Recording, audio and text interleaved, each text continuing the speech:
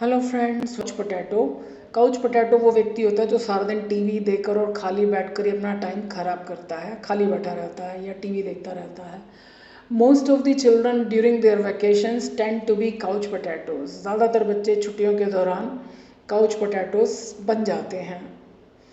Digital entertainment has made many people addicted to couch potato lifestyle. Digital entertainment ने mobile पर, laptop पर जो हम अलग अलग तरह के प्रोग्राम, सोशल मीडिया, सब कुछ सारा दिन देखते रहते हैं, तो उसने मतलब इतनी ज़्यादा अवेलेबिलिटी ऑफ प्रोग्राम्स ने क्या किया, लोगों को काउच पोटैटो वाले लाइफस्टाइल का एडिक्ट बना दिया, आदी बना दिया, resulting in many health issues. परिणाम में बहुत सारे हेल्थ इश्यूज़ हैं।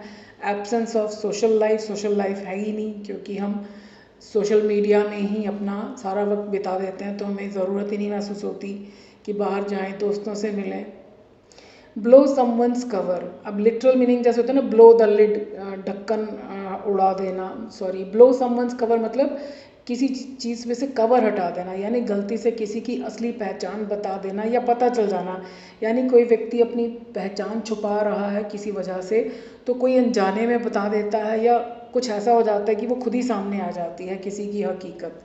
When in a fit of anger, the detective started calling names. जब गुस्से के आवेग में आकर जासूस जो है वो गालियाँ देने लगा। कॉल नेम्स मीन्स गालियाँ देना।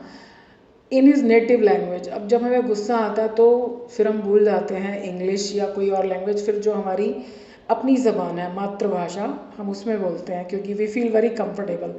तो वो उस वक्त कोई और होने का नाटक कर रहा था, लेकिन गुस्से में उसने गालियाँ निकालनी शुरू कर दी अपनी नेटिव लैंग्वेज में, अपनी ज़बान में। तो हिज कवर वॉज ब्लोन, यानी उसकी हकीकत खुल गई, एंड ही वॉज कॉट, और वो पकड़ा गया। The royal ring on his hand blue the cover of the king, यानी राजा के हाथ पर जो शाही अंगूठी थी उसने राजा की हकीकत को खोल दिया।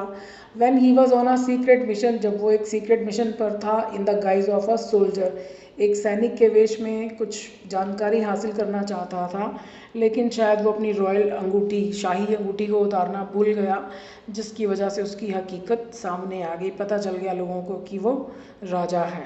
एक बार भोला बस में बैठा था, तो उसके अपने साथ वाले आदमी को कहता है, भाई साहब आप जापानीज़ हैं?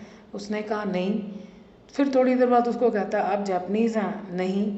3-4 बार पूछता है, तो वो आदमी दुखी होकर कहता है, हाँ हूँ। तो भोला कहता है, पर आप लगते तो नहीं हो। सो भोला की इन भोली वाली बातों के साथ वीडियो यहीं ख़त्म करती हूँ। Thank you.